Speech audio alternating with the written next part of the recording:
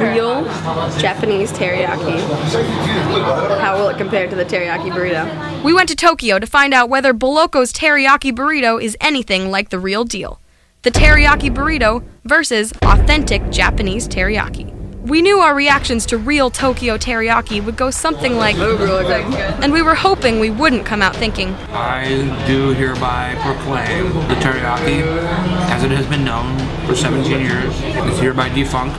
Luckily, after talking to chefs and locals and tasting all the teriyaki we could get our hands on, we found out that authentic teriyaki found in Japan and our teriyaki are really quite similar. Our teriyaki sauce is made with soy sauce, sugar, sake, water, and cornstarch, while theirs is made with soy sauce, mirin, which is kind of a sweetener, sake, and sugar. But after that, it gets a little different.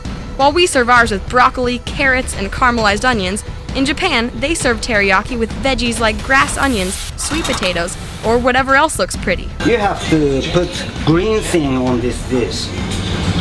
Better. You know what I mean? And while we try to add a healthy kick with brown rice, the Japanese usually stick with the tried and true white rice.